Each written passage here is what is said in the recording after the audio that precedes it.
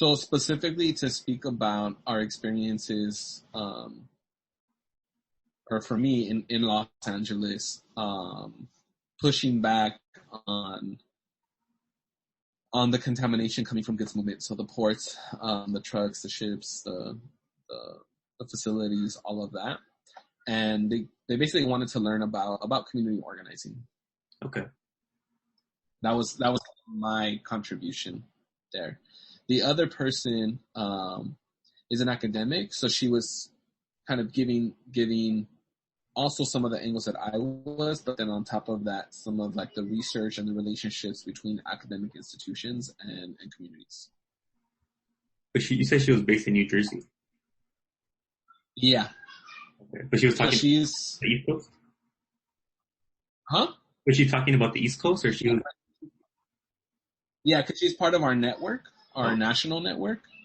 So the organization that she's connected with out there is called the Ironbound Community Corporation. Hmm. And then she's a professor at, I think, one of the New York like city colleges, city universities. Okay, got it. I think. Or no, she's at the New School. That's where she's at, the New School. Okay, cool. So I assume that like they like flew you out there and they kind of gave you room and board and everything. Yeah, but they didn't pay Chole. I paid for Chole. Okay. Yeah. And is this a conference that occurs every year? It's didn't seem to me like it was, but maybe let me see if I could, because there's a logo here that says 10th, so it might have been Better Air Quality Conference. Yes, that might have been something that was happening.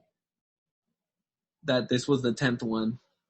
Okay, yeah, I'm seeing. I got your email now, so I can see it. Yeah.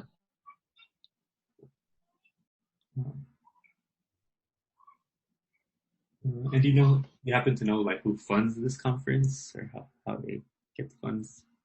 No, I mean they seem to be a nonprofit NGO, but I didn't have any awareness around like how they themselves get funded.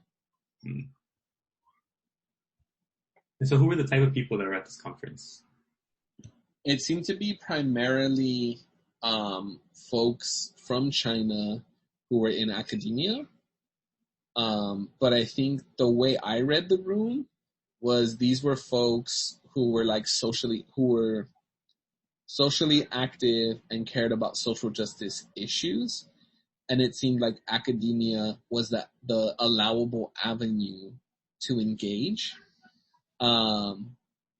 Whereas like more of the community organizing, the direct action, that type of stuff, it wasn't something that was kind of allowable.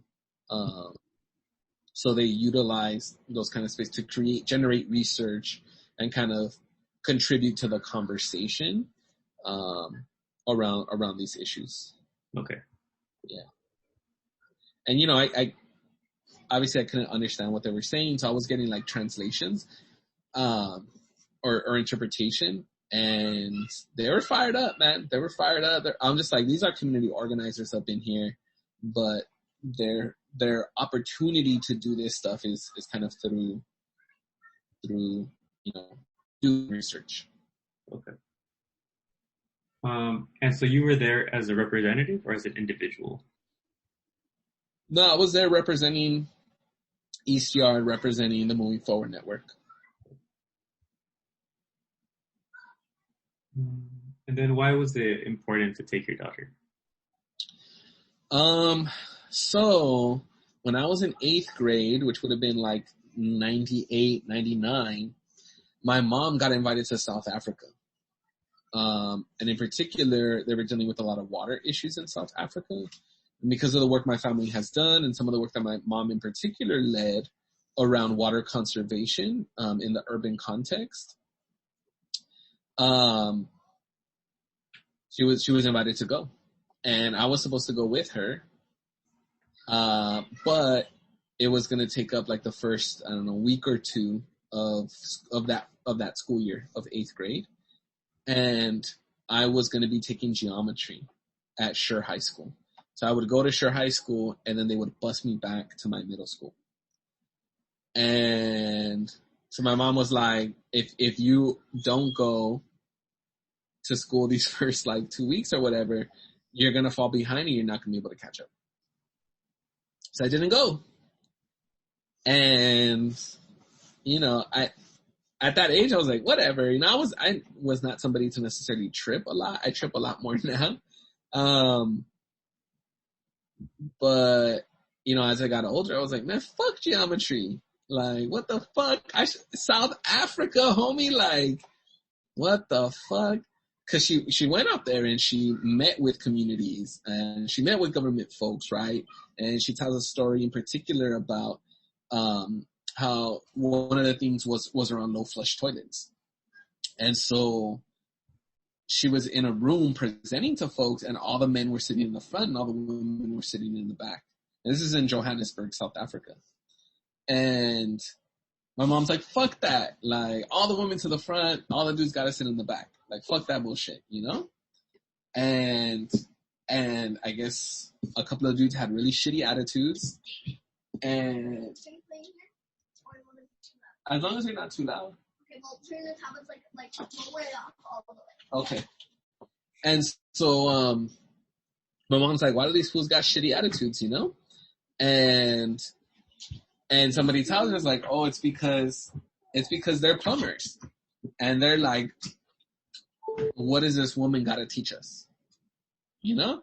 And so mom's like, oh yeah, well tell these fuckers that I can change out the internal systems of a toilet quicker than they can. You know? And so they tell them and they're like, fuck it. So they go to the bathroom. Like, this is wild, right? They go to the bathroom and their toilets are different. The tank is up on top. It's not down on the bowl. So she's like, fuck. But she beats the dude time-wise. She wins, right? And so, you know, then my mom takes the opportunity to talk her shit and eventually I guess some of the women who were present form an organization that's called the Mothers of Johannesburg.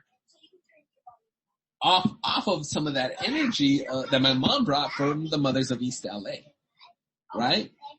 And so I would have loved to have fucking been there to witness that shit myself. That would have been such a formative moment in my life. Like many of the moments I've shared with you so far where it's just like, and so I'm like, I don't know what the fuck's gonna happen in China, but I want Chile to be there. You know? And Luna was really small, so it would have been really hard to like take her. We couldn't afford for like all of us to go. So yeah, so I took Chole and I'm just like, when the fuck else is she? I had anticipated that I would never go to China in my life. Ever. Mm-hmm. I got this opportunity. She may never have another opportunity to go to China. And I think it's important that we didn't just go as tourists. We went to contribute. We were invited. Like, cause I'm not a big fan around tourism. I don't like going places I'm not invited. So if I'm being invited, it feels different, right? There's a different relationship to going. I'm going to contribute something. So we brought her, you know, I brought her with me and that was important. That was important because I'm just like, these are going to be some of her earliest memories. Right? And so, you know, if we're talking about 2018, then that means she was in first grade. Was it first grade? Yeah, she would have been in first grade. So that shit was dope, you know, like,